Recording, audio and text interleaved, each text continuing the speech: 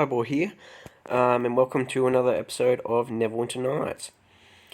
So, this is not actually, I'm not actually doing the core campaign today. We'll actually be going through a premium Neverwinter Nights module, which I'll do each of these before Neverwinter Nights, the actual campaign, and then I'll go to Shadows of the Tide and then Hordes of the Underdark.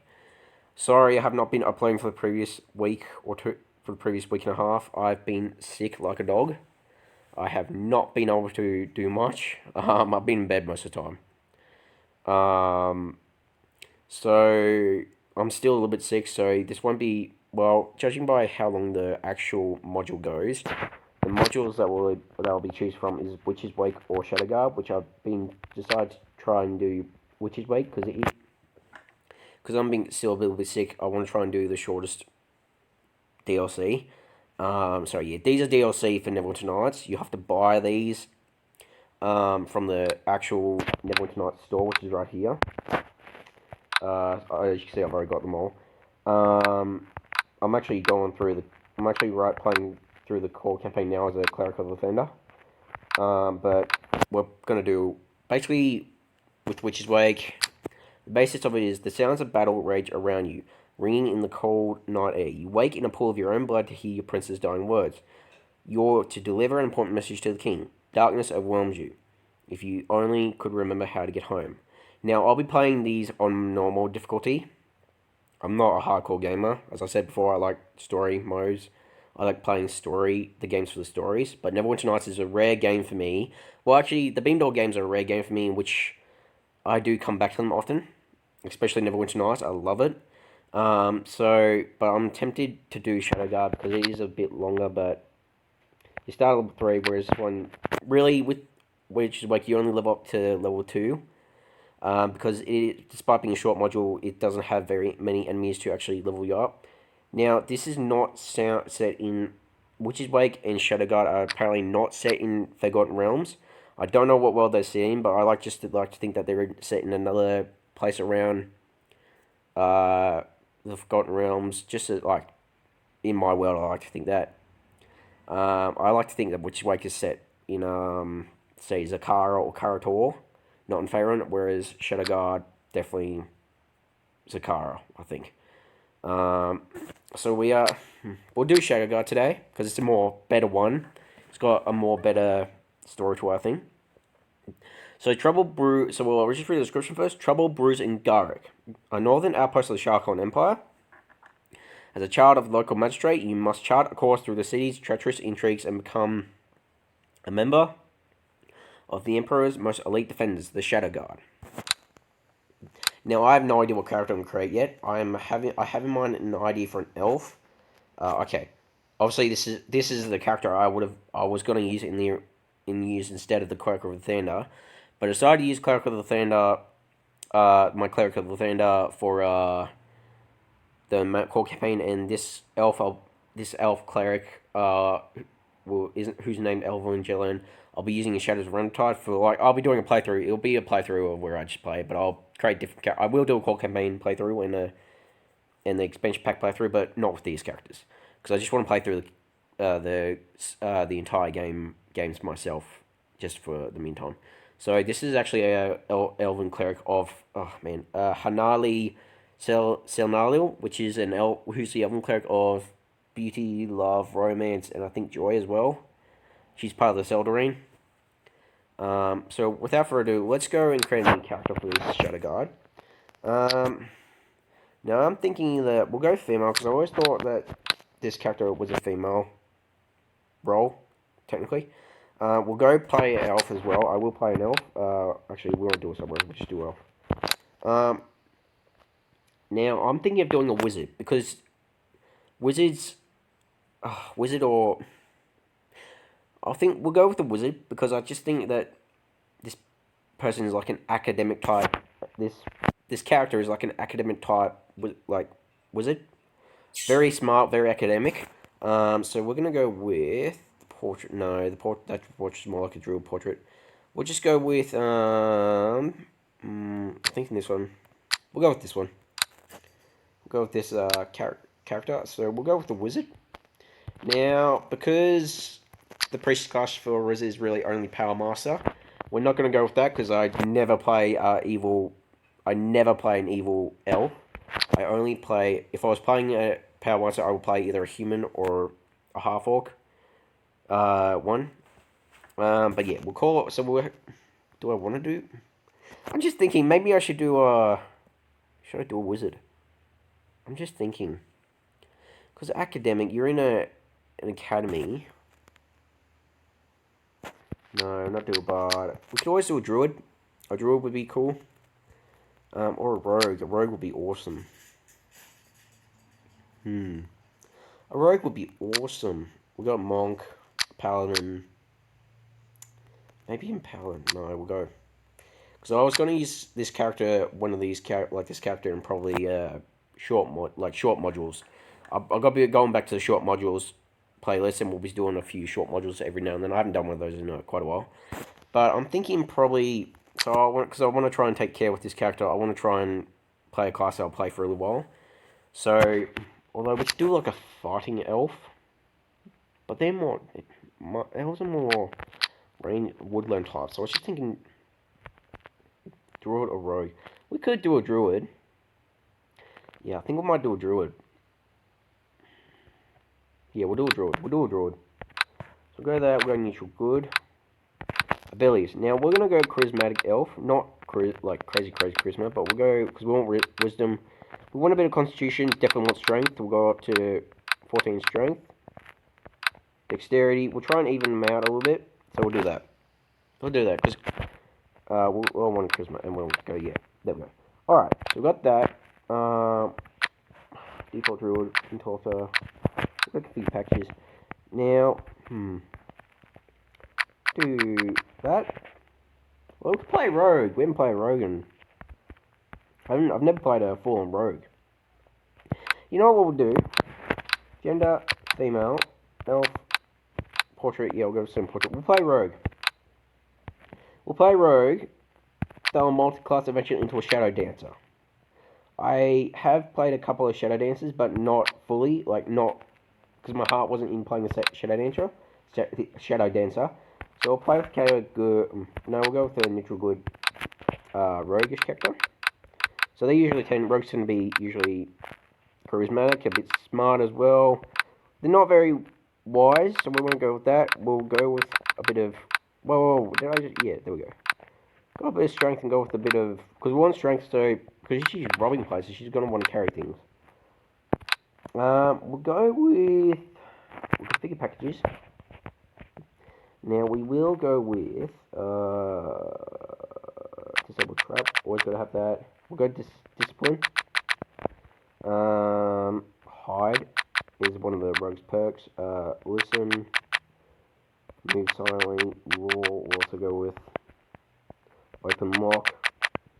We definitely want pickpocket because I am going to try and pickpocket a little bit in this module, and we'll want parry. But the good thing about rogues is that their skills are so vast.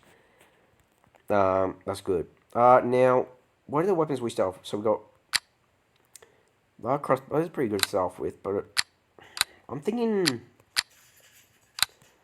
sure we've got most of these weapons covered anyway when we use simple. Yeah, we'll go with a different feat.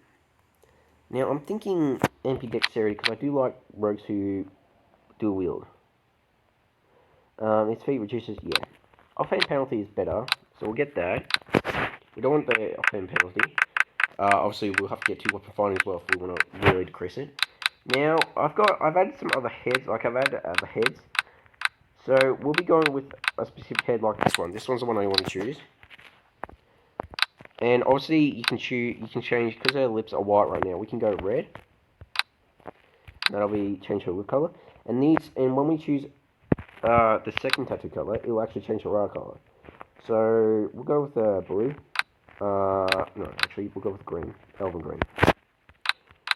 Obviously, it won't matter what clothes we choose because bloody hell, we get clothes automatically already. And that'll be our. At my command, attack! All right, crew. We have surrender. We'll go with the We'll quiet strike leader. you down or fall in the attempt. All right, there's more. This is. We'll go with this one. We took a rogue person. This isn't good.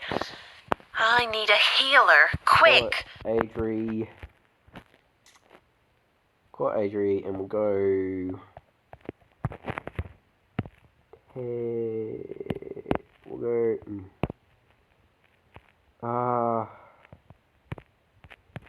T. Won't. Okay. We won't deal with. We won't worry about the background. Background's fine. Enter name deity. Corel and Lorethium. We'll just go default elf and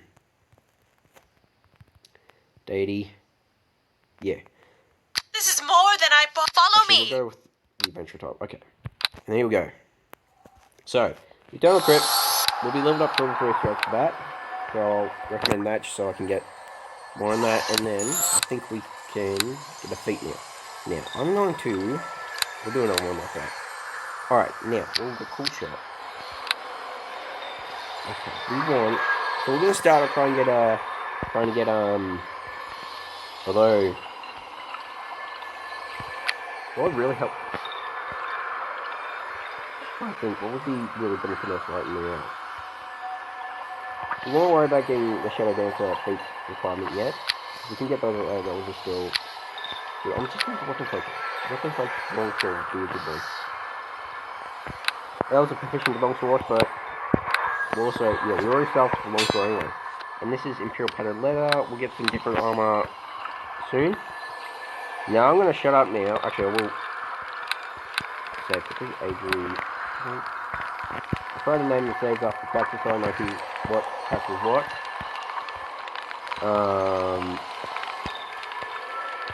No, alright. So this was Spirit. Greetings to you, wandering spirit, and welcome to the halls of fate. I am the eternal spirit, keeper of the flames of fate, and I welcome you to my realm.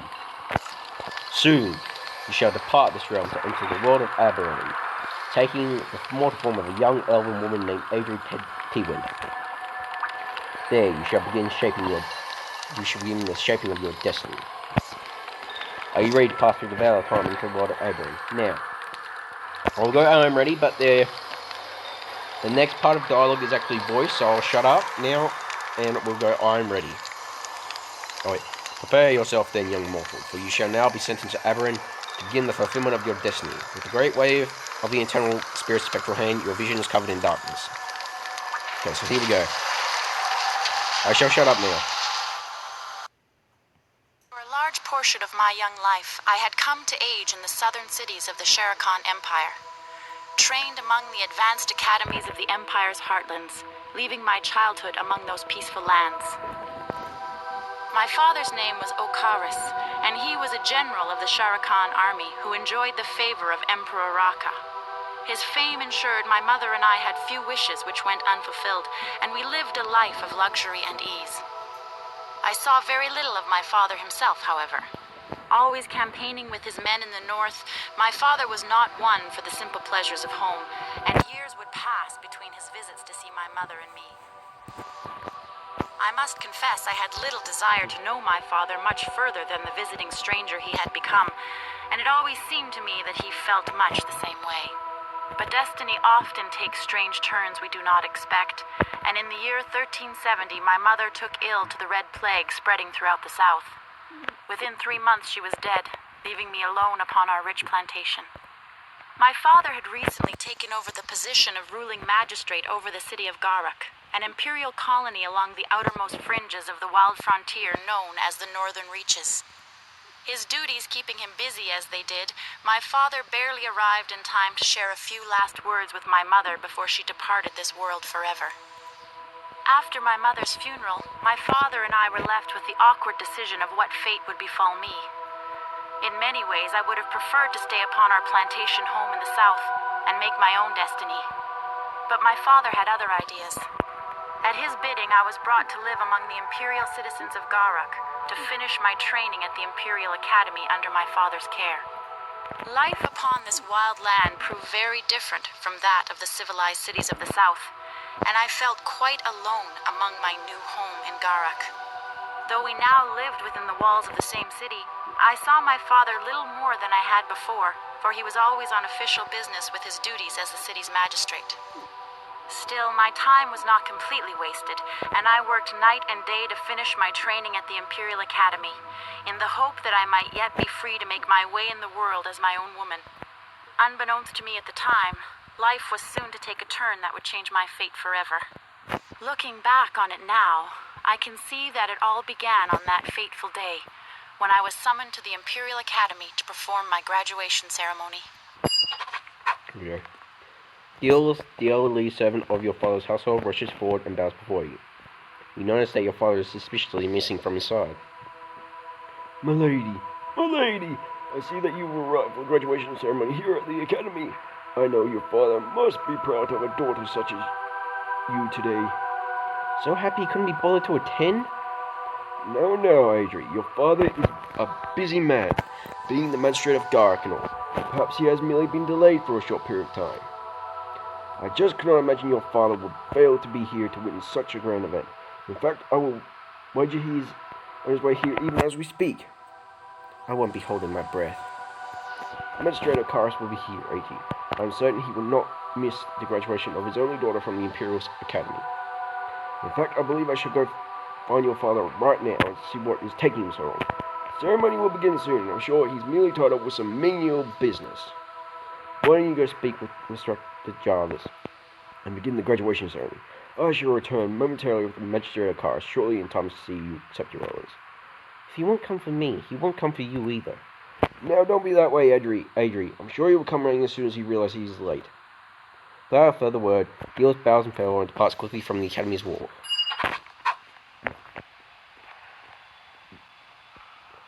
Alright now, line up. It's time to begin the ceremony. Instructor Jarvis, a thin, sallow man with sharp facial features, greets you with a smile as you approach. You ready to join us, Adri? Being the magistrate's own daughter is a burden all untold, isn't it? Welcome, everyone. This is an exciting moment for our small academy, as today marks an end to your training on this roof. All that remains is for you to claim the citizenship that is now yours by right. But the moment is growing short, and it's imperative that we begin. Lady Adri, as the daughter of our magistrate, will you do your classmates the honor of leading the ceremony? Can we wait for my father's arrival? I truly wish we could, Adri, but I'm afraid that we cannot delay the ceremony any further. Don't worry, Adri. I'm sure your father will arrive momentarily and join us in recognizing your role as a citizen of the Empire and a graduate of this academy. But the moment is growing short, and it's imperative that we begin. Lady Adri, yes, I will. Citizenship in the Shah Khan Empire is an important rite of passage. Upon becoming a citizen, you will find that many new obligations that will fall upon your soldiers. The most important of these obligations is that of judgment. In times of need, the Empire will call upon you to judge the actions of your peers. As a citizen, only you can decide what is right and what is wrong. Judge well, for the day may come when you too are judged. For his crimes against the Empire, Yakir the Black was put to death by the sword. Our great Emperor Raka has seen fit to hold Yakir's soul in keeping for your judgment. Adri Tewind, daughter of Akaris Tewind, it is you who must pronounce sentence on Yakir's soul. Is he to be held in Raka's internal keeping, or is he to have his place in hell? Both are punishments of a sort, but the judgment must be yours. Can you explain the judgment in more detail? Yes, of course. Yakir's fate is in your hands, just as the fate of the Empire lies within the hands of the citizens. The judgment is the only one of many duties a citizen is obligated to, but many consider it to be the most important. To complete the judgment, you must go to the altar and place your hands upon the stone of judgment. The stone will ask for your decision and abide by it. Come speak to me once you have finished the task. Very well, let it begin. Instructor Jarvis smiles softly at you and nods his head. I'm sure you will do fine, Adri. There are no wrong answers in judgment, but as you speak on behalf of your classmates, I urge you to discuss this fate with them. Alright, so we shall proclaim sentence on him soon. We shall discuss it with our classmates first. Greetings and congratulations, Adri. Today we become full citizens. It's really quite exciting, don't you think? I know a little about this Yakir bill if you're interested. What judgment would you cast, Janthos? You know how I feel about this, Adri. Yakir is a rebel and a criminal of the most despicable sort. He should be caged and confined with every right and freedom stripped of him forever. I say we leave him Rucker's keeping. Tell me about Yakir the Black. Some call him the Black Butcher, but others call him much worse. He was a small-time sorcerer until 2 years ago. One afternoon, he started hurling fireballs and summoning demons in the city streets. In a shot by bloody rampage, he killed over 120 people. Most were women and children. After the guard sealed his power, he was tried and summarily executed for his crimes. A truly awful story. I'm glad to see he's still being held in Rucker's power. And if you ask me, that's where he should stay. Rucker will make him pay for his crimes more thoroughly than he ever could. Well, that seems a little harsh. Murder is a pretty harsh thing, Alia, especially 100 murders. I have no pity for those who kill for sport. But enough talk of tall, dark deeds, it makes my skin crawl. Is there anything else you'd like to know, Adri? Tell me about yourself. The gnome chuckles wryly. I know you're trying to buy time until your father arrives, but this is hardly the time all the place to be swapping well-worn stories with each other. After the ceremony, maybe I'll be out in the courtyard. Working on your mechanical monstrosities, I have no doubt. Must you projects always be so unnatural and dangerous, Janthos? Druids. This feat of engineering is a true testament to my, actually... What was I saying about well-worn stories? I'll show you what I mean out in the courtyard later, okay, Adri? It's a shame your parents can't be here. Willow, what are you doing? The cat's bloody running around like a chicken that's lost its head. They're here in spirit. They're here in spirit, the gnome smiles with me at thought. I think they would be very proud with all I've learned here. Gosh, it's been so long since we were orphaned to the academy, wasn't it? So, I'm sure they will be very proud, Genfloss. You've accomplished much during your training here. Excluding, of course, those mechanized monsters you've strong in courtyards. The mechanized monsters she's referring to are stone golem, or iron golems, sorry, I should say. They're iron golems. It's always about my golems, isn't it, Alia? Where is your father, Adri? I have expected he'd be here today. My father is a busy man. I doubt he'll make it. The title of magistrate is a heavy burden on even the strongest man. However, I seriously doubt your father will miss this. Keep your eyes open. I'm sure he'll be here shortly. I'm sure Janfloss is right. Your father's offices are near enough. I'm sure he'll be here before this ceremony ends. What happened to your parents anyway? My folks? Well, I don't remember much. They passed on when I was very young. It's only 8 or so when... 8 is very young for a gnome. It's only 8 or so when the academy took me in. I know my acceptance was part of was an act of pity. It gave me more hope than I would have found on the streets. My parents died during a winter blizzard. A band of brigands had come upon our home in the forest, and my father's conscience wouldn't let them freeze or starve. He unbarred the door and invited them in. My father was a warm-hearted man. He gave the 3 travelers food and a warm spot by the fire to wait out the winter storm. In less than an hour, they revealed their true nature. My mother sent me through the blizzard to the academy. She said I was to return with help, but that was just a facade. She wanted to ensure that I escaped carnage. She knew was coming. By the time I reached the academy, the deed was done. The Imperial Guard investigated the scene and I was made a ward of the Empire, then of the academy itself. This is a sad tale. Do you have anything else? Do you have something else we can talk about? Excuse me. Alright. Hello Talk to Alia. Hello, Adrian. What can I do for you? What judgment would you cast, Alia? It's so clear, but on the other hand, it's so complicated. I mean, Emperor Rucker has my trust and respect. I don't know what he does, and I know he only does what is right. But then, why would he even allow us a choice? If I'm judged by my conscience, then I think his spirit should be set free and be allowed to travel to heaven or hell in accordance with the natural spirit cycle. What do you mean a spirit cycle? Blah, blah, blah. Here's a heinous criminal abomination to your precious nature, not a part of it. Rucker holds him to this place for good reason. She asked me about the spirit cycle, Janfloss, so kindly keep your comments to yourself. You see, Adrian, we all pass through the cycle of birth, death, and rebirth. It's a natural process and helps maintain balance in the world. People are born, in life they make their choices, sowing the seeds of imbalance in the world. In death, the balance is restored through the blessings and punishments of heaven and hell, so they can be reborn pure and new into the world. To trap him away from heaven and hell is to preserve that imbalance. If he is as evil as Janfloss claims, then you have made the world more evil by keeping him here. Don't you see, Janfloss? Hogwash. He made his bed and he should lie in it, Alia. I agree with Janfloss, actually. If he is really going to be reborn like he claims, he'll just make the same choices all over again. And how many other people lose their families over it? Don't let it happen, Adria, I beg you. Are you alright, Janfloss?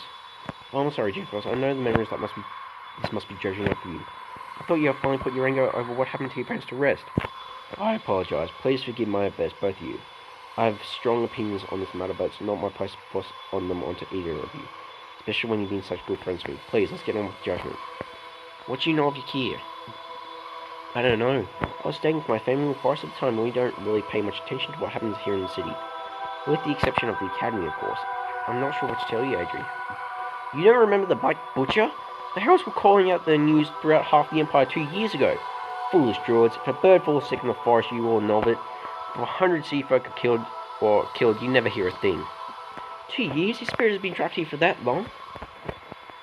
It's not natural. He has been sent to the afterlife. It's up to the spirit cycle to cleanse the sins from the dead, no matter what their crime. Please, Adri. The spirit of any living thing should be allowed to pass on when it dies. The spirit is a natural thing, as plain as breathing. We have no right to interfere in it, not even as citizens of the Empire. I wish I had more time to get to know you.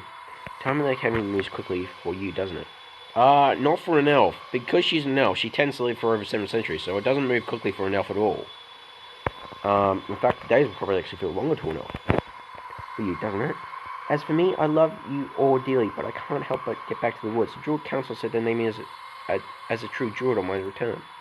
A true Druid and a true citizen of the Empire. Wouldn't it be wonderful, Adri? What do you think of Emperor Raka? Raka protects the Empire, even before there was an Empire. He protects the people, the cities, and the trees of the forest. He's done so much of us who follow his teachings.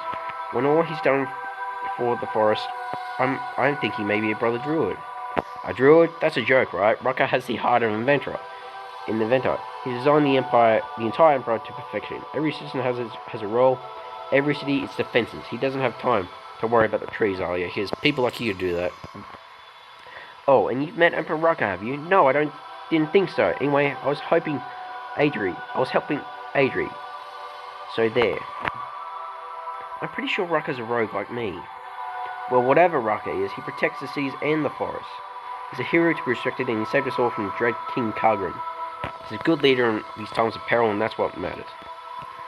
That much we can agree on. Janthos grins wryly, the original dispute already long forgotten. Now, what were you asking earlier again? Why can't you stay here in the city? Home is home, and family is family. My friends will stay here long enough to recover from the journey, and then we'll leave for the woods. I don't know if I'll ever even come back to the sea. It's a long journey, Adrian. You can take the druid out of the wood, but you can't take the wood out of the druid. Isn't that what they say? Janthos gives Alia a friendly punch on the shoulder. We'll miss you, Alia, but we won't keep you. Now I'll miss both you. You've both been the most wonderful friends a girl could dream of. Come on, Adri. Stop stalling. Let's be done with this judgment. Excuse me. Now, if we talk to Alia's parents, they just say, our daughter Alia looks so mature today. Hello. She's developed into such a healthy young woman.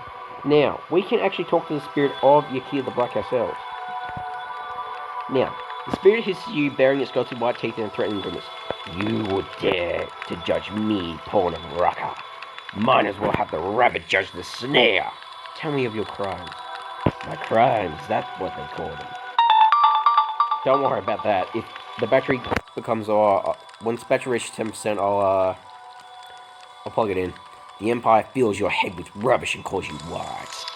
It is the Empire that came here. I'll actually say it quickly before we do anything else, because I don't want to go through all of this again. It is the Empire that came here to tame the North and crush us under its heel. If you find a stone you cannot crush, do you name it a criminal too? What of those you killed? What of those the Empire killed? Every ounce of blood on my hands are 10s on yours. Sorry, my throat is still sore. They were mindless fools who would not see the truth. They lived and died in Raka's name. The death I offered was too good for them. What of the women and children? You would swat a fly, yet leave its maggots there to fester. Your precious empire has done the same to us. It is the nature of war, and I've had little need to question it. Why do you hate the empire? We were a proud people once, and strong. One does not ask to be conquered, to be assimilated. One simply resists. One fights. You Imperials are far from home, but we will send you there, your tail between your legs. Do you truly expect to succeed? We know your strength, Imperial, but did your precious academy teach you anything of your weaknesses? You swagger like a child with a wooden sword tucked within your belt. Tell me about this resistance. It is an older battle than you can imagine, Imperial. Ask your precious Raka how old it is. The one who leads us will crush the Raka beneath his heal, much as the Empire first crushed us. Start counting now, for your days are numbered, child. What judgment do you decide? The choice is between Hell and Empire. Then I choose Hell. I only pity you do not offer yourself the same choice. Now be gone and make your precious judgment. Let the deed be done. Enough, it is time I judge you. Alright, now, normally if his now, because he did 120 murders, most of those were women and children, so I will sentence him to the harsher punishment. You might think the harsher punishment is hell, but because his spirit is actually trapped to the material plane for existence, and he's trapped in Emperor's spiritual prison, he can't move, and he won't be able to pass on. That, I think, is more torment. That, I think, is the torment he deserves. Because he killed so many people, he deserves nothing. He doesn't even deserve hell as punishment. He deserves a more stricter and harsher punishment, which is what being kept in Rucka's keeping. Resting upon the stone surface of this altar lies a glowing orb that you recognize as an orb of judgment. These magical devices are used by Imperial courts to punish criminals according to the precepts of Rucka's law. The orb of judgment shines with a brilliant glow, beckoning you to lay your hands upon its smooth surface. Begin the judgment. As you touch the orb of judgment, grows even brighter. You feel its soothing warmth overcoming, and gaze is drawn to the wispy form of a nearby road. A soft voice speaks in your mind. Before you stands the spirit of Yakir the Black, a foul murderer whose bloody spree claimed the lives of countless subjects of the Empire, women and children included. It lies in your hands, citizen, to determine his spirit's fate. Almighty Raka currently holds the spirit here, safe from the punishments of hell, which even the wicked do not deserve. But the Emperor will bend his hand to you, either holding Yakir here for all eternity or sending him to hell should you request it. Let Yakir hold him for all eternity. The spirit Yakir the Black howls angrily as your sentence is passed, but the cry is cut short as a great beam of light consumes the foul murderer, returning him to Raka's spiritual prison. The light of the orb of judgment has dimmed. With the sentencing of Yakir's spirit now complete, it appears its purposes fulfilled. Back to the judgment. I see that you have sentenced Yakir to his fate. You have served Rakir's will with your actions. Are you ready to continue the ceremony? Yes, let's continue. Alright. Now, the judgment is complete. Yakir's spirit will remain in Rakir's care until the end of time. Let it be known that Lady Adri has fulfilled her obligation to the Empire. As Lady Tedwen has spoken on behalf of all the class shall taste of Rakir's gratitude. Each of you has acted in service to the Empire. The Emperor gives us three quests by which we can serve him all the better. They are the crest of the Guardian, the crest of the Enforcer, and the crest of the Redeemer. Which do you choose, Alia? I choose the crest of the Redeemer, Instructor. I can use its healing power to ease the pain of the forest and its creatures.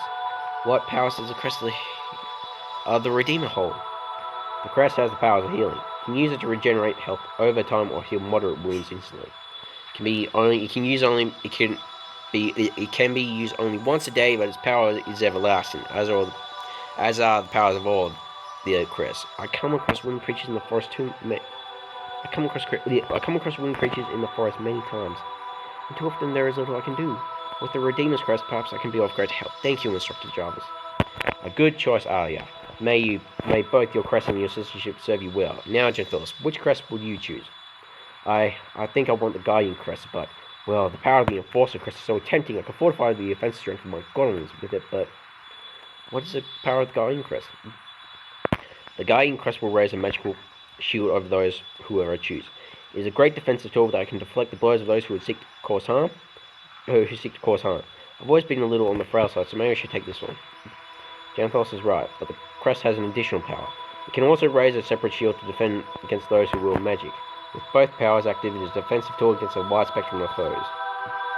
Maybe I should have chosen that one. It's so hard to decide, but I'll stay with Redeemer. Hopefully I can do more good with it. What is the power of the Enforcer crest? The Enforcer is a wonderful defensive tool. With it, you can enchant a weapon with a wreath of magical flame. So basically, it's just a flame weapon. It's an armor that provides a flame weapon. Can you imagine how much that might improve my golems? The Redeemer Crest is basically cure. Sorry, I should have explained this before. The Redeemer Crest basically holds cure moderate wounds and I think it's regenerate, or I don't know what the spell is, but yeah, it's regenerate. I think. Whereas the Guardian Crest is shield and I don't know what the other one is. Sorry, but basically the Enforcer one is the flame weapon. That sounds terrifying. Truly terrifying, Gentles. Please instruct Jones. Make him take the Guardian. Oh, Gentles, don't you see that your safety is so much more important than the power of those soulless toys you seem so obsessed with? All the crest. Alright, silently wait your turn. Please, Gentles, take the Guardian crest. Golems don't need any more power. You do, however, need some amount of protection. Curse you, Alia. I'll take the Guardian crest if you're so concerned, but don't think you can keep me from finding ways to make my creation more powerful. The best way to protect the city is to make those who guide it as strong as possible. An excellent choice, Gentles. I too believe Guardian Crest will serve you best, though your point about the city's protection is well taken. Now, Adri, it's your turn to decide. Which power will you wield as a citizen of the Empire? We shall go with the Enforcer Crest. With the Crest of the Enforcer at your side, you shall purge the Empire of its enemies. Are you comfortable with your choice? Yes, I want the Enforcer Crest. Right. Very well, let us begin the clothing ceremony. I'm sure you're all eager to explore your new powers and the new role you shall play as citizens of this violent empire. Alright, here we go. This rite of passage now draws to a close. Though you've all grown up as subjects of the Empire, only now have you become its official citizens.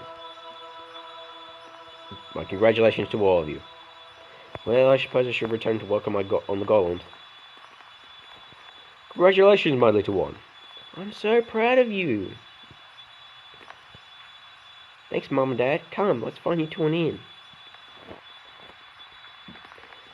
I'm sure your father would be very proud once he received word of your citizenship, Adri. It is quite the achievement after all. So proud that he couldn't be bothered to show up. Now, Adri. Running a city is such a garbage stressful and time-consuming work. You can't always expect your father to drop everything just for you. Oh, wow. I'm sure there must be some sort of pressing business that interfered with his attendance, Adri. It meant so much to him. He would not have missed this event over a trivial matter. If you say so, but I'm not so convinced. I see that there's all I can do to change your mind. So let us drop this matter for now. I have other news which may lift your spirits. One of the Empire's elite organizations seems to have taken an interest in you. It is only given to very few of your young age. Who has taken such an interest in you? The Shadow Guard, a force on Rucker's direct service. Very little is known about them, and I'll not bias you with the few rumors I've heard. Suffice to say, the service to the Empire has been a shining light in dark times. During your time here, I have noticed how to use your own judgment. I have noticed how to use your own judgment to find the best path to follow. Such wisdom is considered a useful resource by Rucker. But that talent has likely helped draw this to you. Your actions reflect the training in the academy. As such, I would like for you to make a good impression on the Shadow Guard. A man named Marcus Albright is waiting for you in the market. He told me to guide you this way. Should you succeed and gain acceptance into the Shadow Guard, your power and renown will only be equal by your father's. If there is ever time you wish to explore the Empire outside Garth, this is your opportunity. Farewell for now, Adri. Take this tome as a parting gift from me. Its chronicles are well, Abraham. Be well stay. Let it be your guide in all that comes for the future, for the lessons of the past, lessons of the future, of our future. Rocco's blessings upon you, child. Farewell, Mr. Jarvis. Okay, his voice really tore me out. I think I might just have to use my normal voice, because seriously, my voice is, my throat hurts so bad now. Sorry. Gilles comes rushing towards you as you enter the Imperial District. His yellow face red and his breathing heavy from the exertion. I'm glad I was finally able to catch you, Madam Adri. I bring news from your father. And what would that be? Magistrate Elkaris has found himself in council with visitors from Emperor Raka, and apparently a matter of great urgency has arisen. He wishes to send his deepest apologies for missing your graduation ceremony this afternoon. He's missed everything else. Why change now? Magistrate Elkaris says to assure you that he shall make it up to you later this day. I suggest that you perhaps spend a bit of time in Marcus until he sends you. I do apologize if I have been bearer of bad news, ill news, my lady. I think you felt a good afternoon and pray that luck keep you in blessings. Yeah. Alright, so we're going to go to the Master District. But to start off with, we need to equip ourselves. We've got $1,000, so that's more than enough to equip ourselves. And to get a few potions. So at least our flowers now. Now, obviously we're over time, but I've decided that before I say this episode that I will play through this entire module in one episode, because it's about, I say, an hour and a half long. So, I could put it in 3, oh Jesus, no, wait for the 3 catch up, there we go. Oh god, okay, let her, okay, oh god, my brain. Oh, okay, I really put those up. Yeah, that's one more. Alright. Now, I'm just going to pause recording for a second because I need to bloody go and get something to drink because my throat's so sore. I'll be back soon. So. Sorry about that. Feels a bit better. Alright, so we'll save again. I know I'm saving a lot, but I'm not going to save. I'm a chronic saver. Okay, so we're going to try and change our armor. So there's a smith. Hello to ye, young madam, and welcome to Bagging Our Fortune's Grand Army. Here you will find the grandest section of weapons and armor available anywhere in Garrett. It doesn't look so grim to me. This is a little more than a merchant store. The wolf is a bit embarrassed. Well, I suppose you may be right.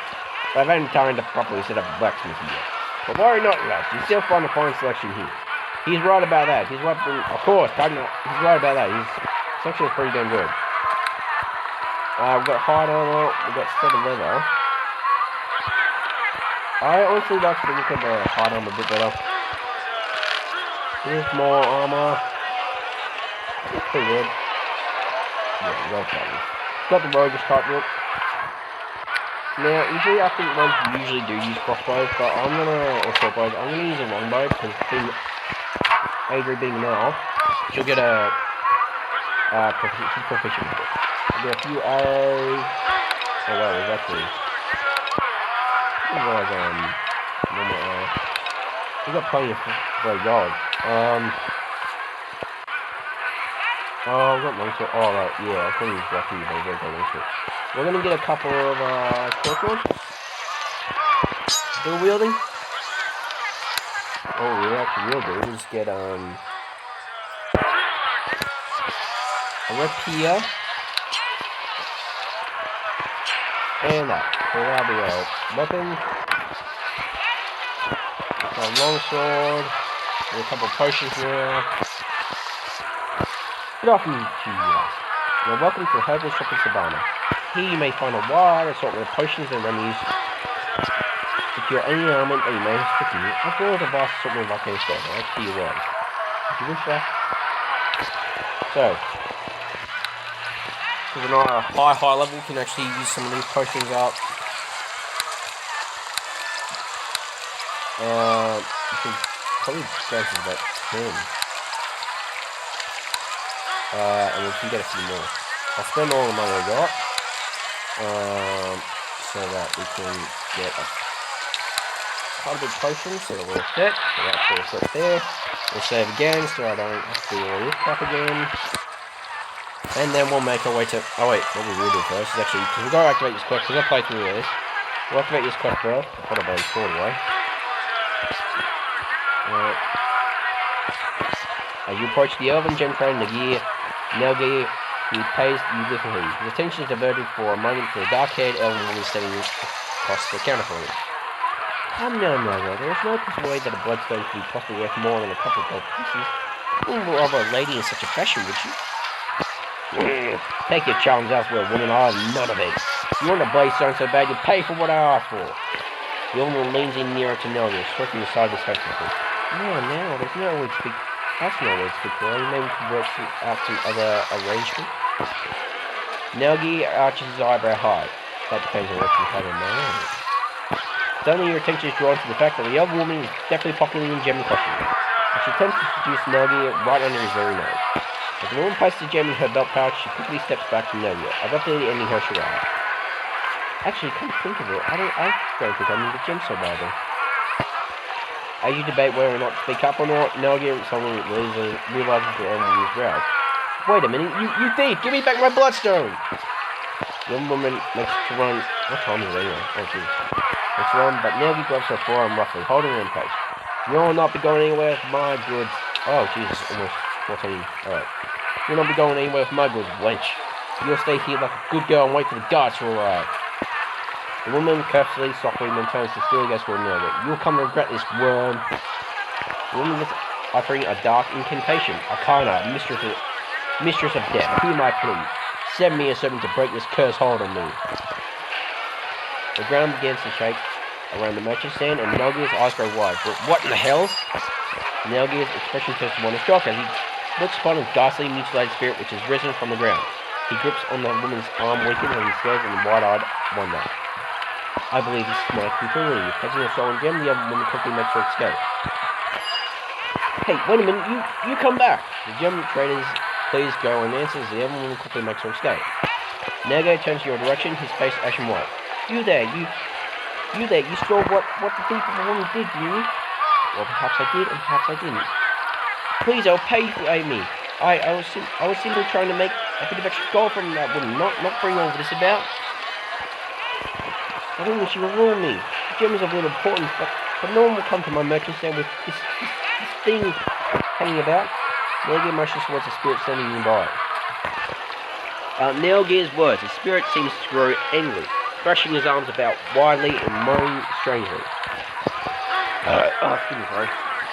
Sorry about that. Nelgear jumps back, his expression terrified. Please, you must help me get rid of this beastly spirit. I think Adri, although she is neutral good, I always think she's always, because being a rogue, she's always that type of mercenary type character, so we'll go with, I might be willing to help you for a prize. I'll be more than willing to pay you 200 gold pieces if you can find a way to rid me of this cursed spirit.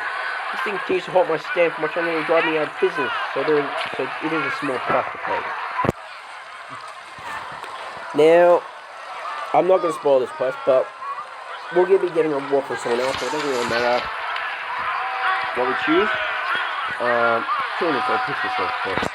That woman couldn't have gotten far yet, and she seemed like a stranger to guard to me. Perhaps she's staying at the Ravenclaw Tavern. Please, see if you can get her to base over there. Very well, I'll tell you once I have the information. Alright, so that's that quest. So the main reason I do that before going to Marcius is because we actually have to go into Ravenclaw Tavern, and we may as well get those two tasks done in the Ravenclaw Tavern. So we'll talk to Marcius. The man standing before you appears solemn and grim, but the glint in his eyes seems to carry an unusual wisdom and strength. Good afternoon to you, young madam. I am Marcius Albright. I travel in all the reaches, and I send my reaches to you. Pleased to meet you. I'm Adri T. Lee. Now that the formalities are out of the way, I will speak to you. If you have a moment regarding a proposal that may benefit both of us, what do you wish to discuss, Marcius? It's come to my attention that a group of slaves, part of a broader organization known as Bloodhawks, is set up based somewhere here in Garrick. These foul criminals have been collecting their victims from the people of the Monk District, who later be sent north and sold into a life of cruel servitude. I would like for you to aid me in bringing them to their activities. I will gladly help you. What would you have me do? It is reassuring to know that you will stand against such a disgusting practice. Do not worry, the task I wish you perform you is a minor, and I shall reward you for your service. I'm willing to pay you 100 gold pieces if you help me discover the location of the Bloodhawks base here in Dark. Once I have this information, I will take care of the Bloodhawks personally. Now, this guy is the leader of the Shadow Guards. If he is to employ us, he's going to naturally pay us, so we'll get paid. Fair enough, I will assist you.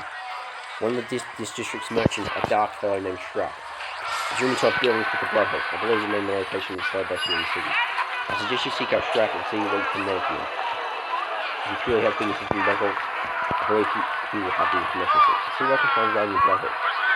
So well, I shall make you return here. Now, Shrub. He is not a tough enemy. He's really easy. But there are some skills we can actually use him. So, having spent to find what you need, perhaps Shrub can give you a hand in finding what you need. Before you stands a small frame man with facial features resembling those of a rat. He gives you a sharp grin exposing a small yellow teeth. Get the buffoon, my words, young lass.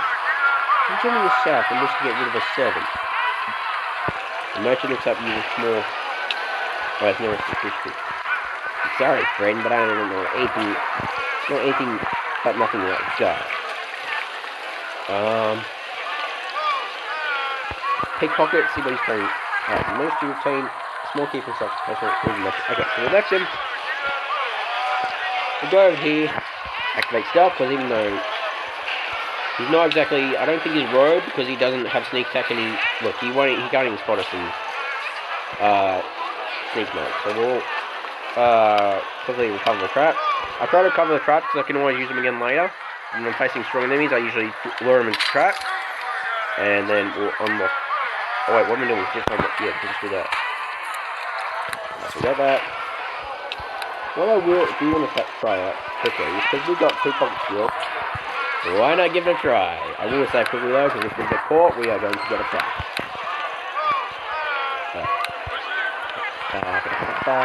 We'll just pickpocket this for first. Oh, alright, we might have to wait until we level up.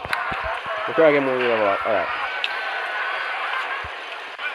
We got what we need. Actually, I'll read it the letter first.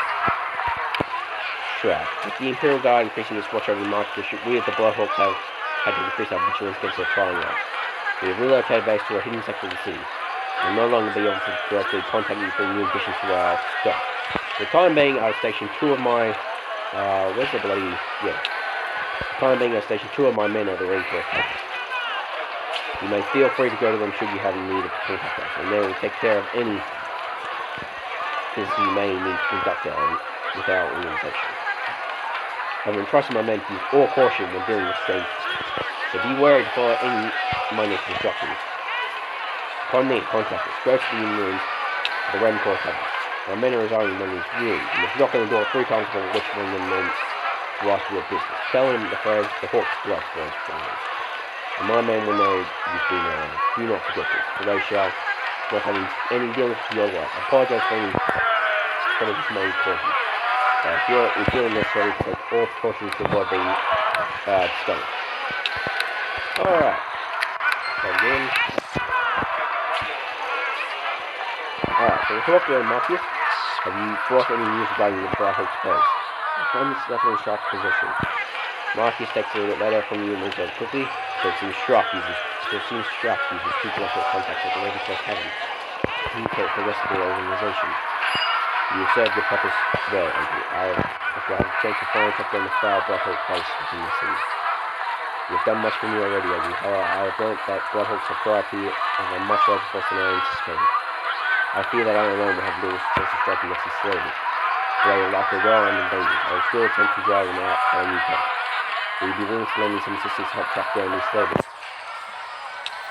Together we can put an end to their craving for war. I will gladly help put an end to these Bloodhawks. I'm glad to hear that you are a good woman and I will not forget what you've done for me. We can set up as quickly as we can to confront the Bloodhawks at the Red Court Tavern and see if we can make certain location of this slave base. Come over, together you and I shall find a Red Court Tavern facing criminals side by side. Lead the way, Adrian, for you are... Yeah, we get it. Can we only go away? So we've got 15 health and not much. No! I want to check out... Really? Check out Marcus' stuff. So he's a fighter. Jesus, he's a very good fighter, isn't he? 56 off, 56 plus for...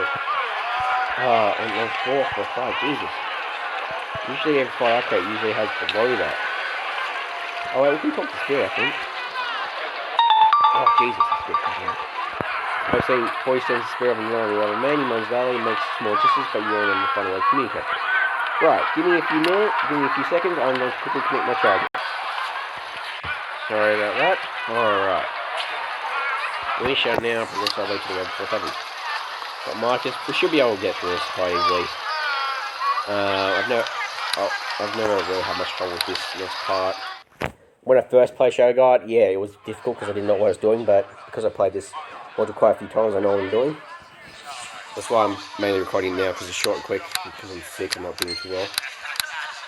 So that's why, because he's doing these voices as a tax, he's taxing on my voice, so. We could go to this guy. Greetings to you, lass, and welcome to the Ravenclaw Tavern. I am Rooknar, proud tavern keeper of this fine establishment. Establishment also be destroyed. So, lass, what can I do for you today? Charge. I'm looking for a pretty elderly woman. Eh, I better know the one. We've had a young elderly woman rent out a room here for a week, and as far as I know, she's still with us. Can I get a room key from you? Dwarf suspicion. Well, we don't usually go around giving out room keys, you know. pickpocket. Managed to stop keeping desperately into the noticing. So we pocket it and bid him farewell. Okay, so we got the room key. Good thing about a rogue is that you mostly, basically all your checks are successful in conversations. Because obviously, yeah, they're weak checks. Alright. The other main turns her dark green eyes yours dangerously as you approach. Who are you, girl? I suggest you speak quickly, for I do not take kind to strange budging into my quarters unannounced. My name is Adri Tidwin. And mentioning your name, the woman seems to relax a bit. Adri Tidwin, hey? I would have thought the daughter of a Karis Tidwin would have better manners than this, but I should forgive your actions for now. My name is Kara Dinesh, and I am a travelling priestess of the northern reaches on business here in Gara. Now I must ask that you tell me to what purpose you have barged into my quarters so rudely. About that spirit you summoned at Nelga's stand. Kara relaxes a bit but still stands ready to defend himself. The spirit still remains? That is most unusual. The spell I used to summon it should have expired by that moment. Placing her hand upon the chin, the other woman appears deep in thought. If my spell is no longer holding it a spirit here, it must be bound to this plane by its own will. Why did you steal this bloodstone in the first place? Kara looks back at you once more. Quite simply, it's a reagent required for dispelling spirits and other more powerful spells. I usually keep a number of these rocks on my person. Fortunately, the road to Gark is a long and dangerous one. During the track here, I use up my bloodstone spot. When I saw another stand, I hope to restock. The fool was charging 300 gold pieces for a simple red rock. No right-minded merchant would charge more than a single piece for a bloodstone. I do not regret the theft. Perhaps another was being difficult, but the ghost is ruining his business. Kara appears to consider your words carefully. Perhaps you are right. I did not mean to cause Noga any permanent harm, but I need this stone badly. I cannot return bloodstone to Noga, for it is of great importance to me. Despite what the full may claim, it is of very little worth. Trust me. The loss of such a gem will not hurt his purse in the least. I suppose you're right. I have caused more harm than I mean to.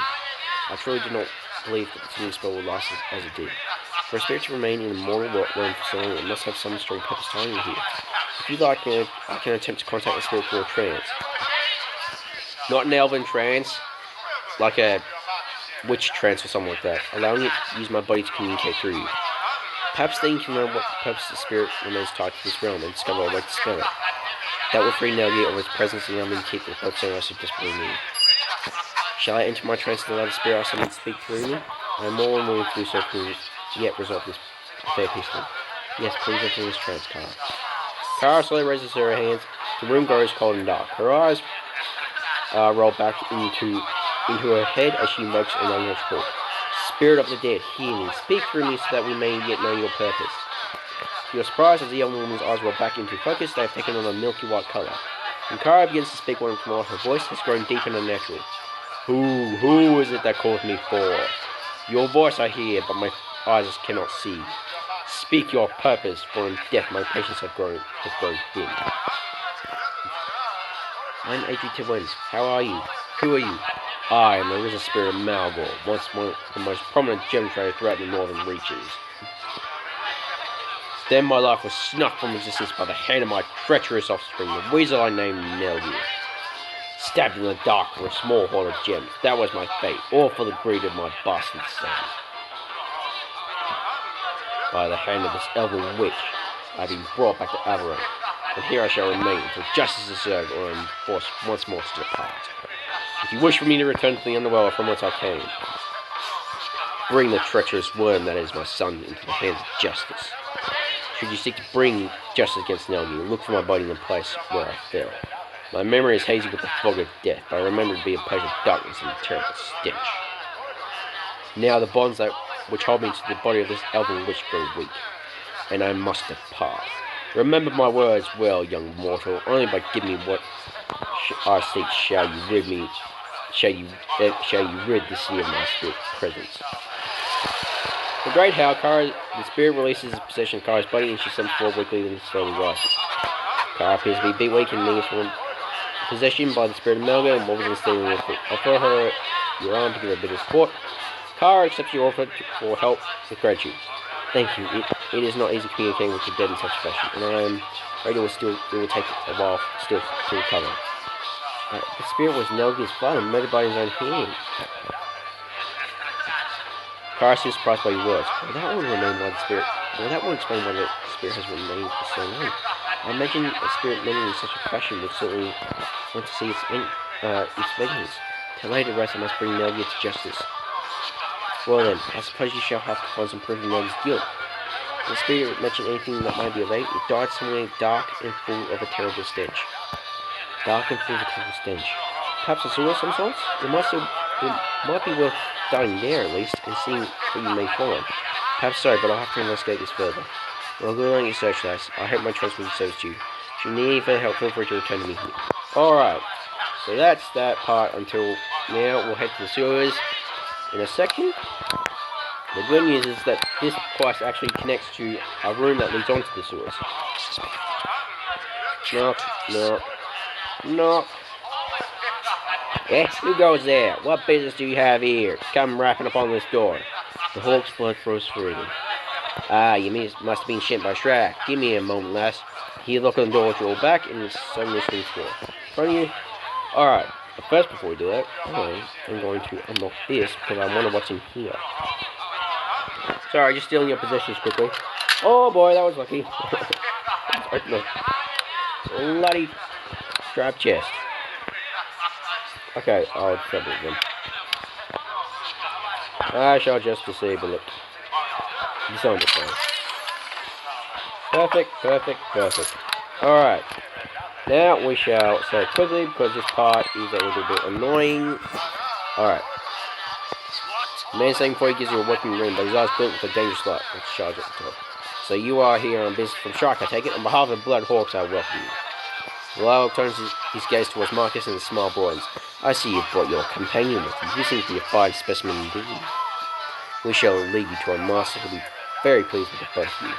The two Blood Hawks smile at you, and you get the sense that someone is horribly wrong. Suddenly you feel a stinging in your neck. Raising your hand to it, you feel the feathered end of a small dart. Your vision already begins to blur. You see Marcus stagger and fall to the floor. The room walls around you, but there you feel no impact. Alright. You wake to the sound of a metal door clanging against the cold, damp stone. Someone's boot nudges you in the ribs and then winds you with a solid kick. The hood covers your face, but your hands and feet are free. Which one's slave and which one's master? You hear another kick and Marcus grunts in pain. Suddenly there are sounds of a scuffle, more grunts and groans than the sickening sound of a breaking neck. You're right, Adri. Before you can answer, you hear the chair topple in the other room and the sound of heavy footsteps coming your way. You reach for your weapon and find it's not there. Blinded by your hood, you steal yourself. Hey! Whoop. Whoop.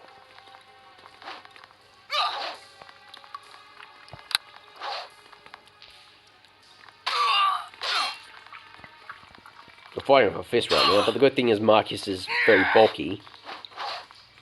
Alright, there we go. Now we just have to wait for him to take our hood off. There we go. Now you can see our weapons are actually gone. They're not gone, they're in this chest over here. Not only my weapons are gone, but his weapons are gone as well. Oh, I forgot to bloody put my crest on. I'll give him his weapons in a second. I'm just going to reassign my weapon bar, my quick slots for weapons. And that should be good. Right. Alright, I got arrows and, oh wait. No, I don't have the quite thing. Okay. We'll get Marcus's weapons assigned to him. Back to him, I should say, sorry. Use his greatsword and his crossbow. And we'll get a crest as well. Now, I'm going to actually start off with... So finally, we can get into some combat. Well, actual combat with weapons. We'll actually use the rapier and short sword. Wait, what are you doing? Come on. Yeah, there we go. What we can do, however... Good thing about being a rogue is that you can just if Marcus just run straight in. He's running straight in. Damn it. I was hoping that I could get a sneak attack on him, but... No escape! See, he's so bulky, it's not funny. We'll go back to it. Okay. Now, we can let Marcus go in because there's quite a few actually in here. Marcus. Okay, she's not going to go in. Okay, this is going to be a problem because there's so many Bloodhawks in. I can just... I can lean... Yeah, they'll go for him. Take that! Nope. Oh, Jesus. Whoa, whoa, whoa, whoa, whoa, whoa, whoa, whoa, whoa, whoa, whoa, whoa. Perish as you should. Oh, Jesus, that was too close to comfort. Despite being a rogue... No, you don't need to... Despite being a rogue, we have only got 15 health. Because elves have -2 to constitution. No, what am I doing? I meant to unlock it. Oh, you can just break it open. That's fine. Jesus, I'm glad we bought potions. So we'll grab that. Go in here, grab this for resting. Right, so we got all that. Now, this part is where we enter... Oh, I should actually probably just use one weapon. But yeah, what was sword? Because we don't want to... Too much problem. Okay, so we'll save here. We'll go. Alright, so we've got a cutscene, basically. See much charge. Okay, cool, get charging. Alright, we went to the makeshift throne room. The stench of rotten decay hanging heavily in the air. Sitting nonchalantly before you is an elven man, his thin face twisted in a cruel sneer. His guards shift uncomfortably as he beckons you closer. Well, I trust you woke pleasantly. Allow me to welcome you to my little lair beneath the city of Garrick. Business is slow but profitable, and we seldom receive visitors in this place. My pleasure, but it would be more pleasant if I knew your name. Marcus suddenly comes forward, his eyes burning with intensity. I believe I can help with that. This accursed piece of filth is called Jordak. Jordak.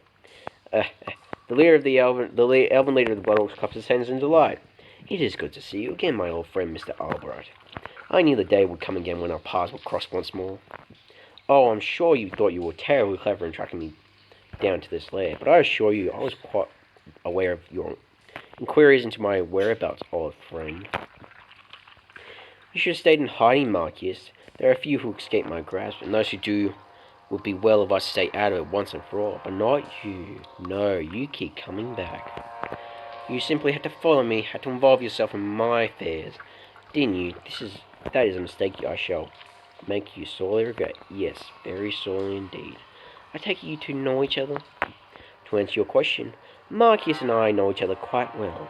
He was the only slave to ever escape my clutches, and now I can finally punish him for all the humiliation I suffered on his behalf. Marcus clenches his jaw set in grim determination. You are mistaken, Jordak. The humiliation has just begun. A cruel sneer emerges on Jordak's face. I tire of this witless banter. You and your companion shall die this evening, slave. Mark my words. So be it, Bloodhawks. Let's get this battle started. Now, the Bloodhawks are... This part... Why... We're outnumbered. Well, we're severely outnumbered here because we've got Jordak himself and his 4 guards. But at the back, if you can see a little bit, we've got 2 archers that will fire us from back. It won't matter because Marcus, like I said, is a tank. He can dish out tons of damage and take tons of damage. So what we'll do, we can help out. But because these guys are weak, we can easily just... yeah, I was wondering why they're not firing. Ah! No! I didn't realise that, my bad! I didn't really watch my health, damn it! Oh, well, shit happens. Okay. That's okay.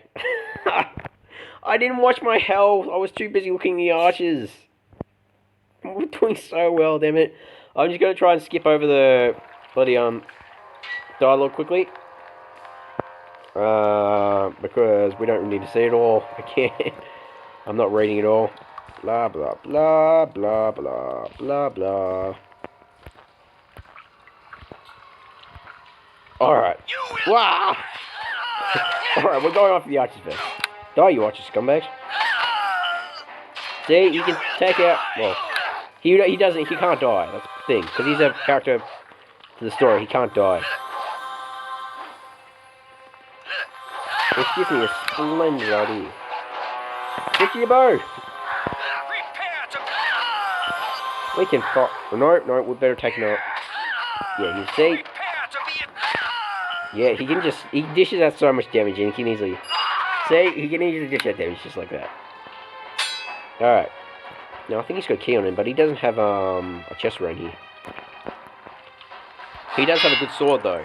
Now, I do want to use his sword. We can use exotic weaponry eventually. So I'm not going to sell this, sword. I am going to keep it. 2 blades, so sorry. Basically, we've just got 2 more... Oh, 3 more, actually. Go in there, Marcus! You will die! Watch your health. Watch my health, watch my health. Okay, I'll go take care of, Prepare to be Anyway. Why are you taking care of them yet? as you should. You're bloody fire. How can you miss all your attacks? Will die. Christ, how are you missing all of your attacks? You're a fighter. Say, Jesus, keep your attacks. Christ, you're a bloody fighter. Oh my god. Guess what? Alright, so we'll exit out here. And this is the end of, well, this specific quest at least.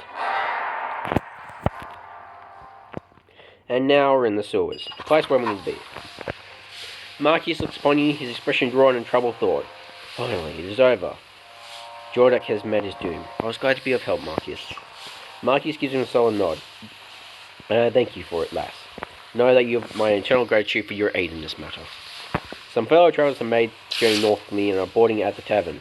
Kara, Dinesh, and Tyre and Lightfingers. Perhaps you have met them already. If not, I recommend you seek them out and make their acquaintance. Rock is blessing upon you, Adri. I wish we could speak further, but I need to be alone with my thoughts for now. We'll meet again. You have my word. With that, Marcus Albright turns and leaves, his form disappearing in the... Yeah. Jesus, my throat. Now that he is gone, we shall make our way. I know where the body is, so it's a matter of just talking to a dwarf. This guy here. Well met. Dwarven worker looks up at you in irritation. What do you want? Can't you see that I'm busy cleaning up all this filth? I'm trying to find a body. Dwarf looks at you suspiciously. Now, why would I know it's such a thing, eh? Think just because I work in the stores I'm a filthy murderer too? No, you're not a suspect. Dwarf narrows his eyes at you and grunts. Now, I wouldn't be known about such things as murder, but I do know I saw an elven fella punching his head around here about a week ago. He seemed a bit suspicious to me, but I don't want to make it my affair to go prying on people's business, so I let it be. Did you happen to see where he went? Dwarf looks at you with glazed eyes. Yeah, I think I might be able to help you. I saw an elven fella scurrying around in the northern part of the sewer last week, carrying some sort of heavy sack. Seemed mighty suspicious to me. Might be what you're looking for, lass. I suggest you give it a good search to see what you can find. Now I gotta get back to my work. So why don't you go about your business? Dwarf grunts at you as you fare. The dwarf grunts at you as you farewell and returns to clearing out the flood sewer. Okay, so we can put our sword away now. We don't need it out now. So we got search and we found Malgar's corpse, the corpse of Nelgi's father. Now we'll turn this into the guard, obviously. But we can talk to Nelgir before. He will try to bribe us to give him a body, but we're not. But Adri is good. She's good-natured, so she's not going to obviously turn the body. She'll turn into the guard to bring him to justice. But it's just funny. It's just cool watching his reaction. Now, most of the main characters in this are elves, would you believe? I suppose that, well, this guy here, this sorcerer, Harkin. If you choose, like, for example, well, because I chose an elf for this playthrough of Shadowguard, he will be an elf, and so will your father. If you choose a halfling or a half-orc, for the playthrough, if you're playing a halfling, Harkin will be a halfling and your father will be a halfling. Whatever race you choose, Harkin and your father will be the same race as you, which I think is pretty damn cool in the multiplayer stuff. So we'll talk to him quickly. Nelga turns to you as grim, but you notice he continues crossing the sea and nearby spirits from corner of his life. Have you discovered a way to disperse the spirit? That's the spirit, lass? When you speak about your father, Nelgi. Nelgi's father's eyes grow large and surprised, but he pulls himself harder. I have no idea what you were talking about, woman, but what lies did the other ones tell you? You had your father killed, didn't you? Nelgi's eyes narrow his eyes towards you, hatred brimming beneath your gaze. Even if it's self-loyalty, you'll know evidence proved, lass. You can prove nothing. I found this body. The sewage with daggers in his back. With fear and anger. And just what you intend to do with that body, lass. I believe Officer Ganalan will take an interest in it. Nigga's eyes grow even more fun. Please, you must not do that. It will be the end of me. I'll tell you what, I'll give you 300 gold pieces if you turn that body over to me. And we'll never speak of this again. I'm gonna buy your way out of this one, Maggie. Nigga snarls at you. Then run on to Ganalan. But I'll deny every bit of it. You'll see. You'll see. No one will believe your silly story. We'll see about that, murderer. Alright. So I think Ganalan actually gives us more gold. So that's why it's always good to turn to him. Unless you're playing an evil character. Ganalan, Imperial Officer of the Market District, salutes at your approach. Greetings to you, Madam Adri Tavern. I hope you are enjoying your stay in the Market District and keeping clear of trouble. What can I do for you this evening? Jesus. Sorry. Merchant Nagin made his father. I have evidence. After that, Ganalan bends down to expect the bone and then with a dagger from his back and lifting it over Captain. Well, now, this does seem quite intimidating. I always had a feeling that Naomi was a bit shady, but this is far more than I would have ever expected from him. I shall dispatch a group of guards. Oh, Jesus. I dispatch a group of guards to arrest the merchant immediately, Adrian. You've done the city of Garth with great service today, Adrian. I'm sure your father will be proud of your actions. Moreover, for your service, which you say my men are quite a great deal of time, I'd like to present you with this small purse of gold. Take it with you. Yeah, thank you. Oh, you do get more. Okay. It's the least I can do, Edward. I only wish for the more. My men shall see to know you the rest of the and you may go. Yeah. Great, you're getting a loan point for that? No, we just got 200 gold? Okay, no more. Alright. Well, I'm gonna end the recording here. I'm just gonna end the recording because I need to try and get my. I need to make sure because it's been recording for a while and I'm gonna make sure the recording is saved. So I'll be right back.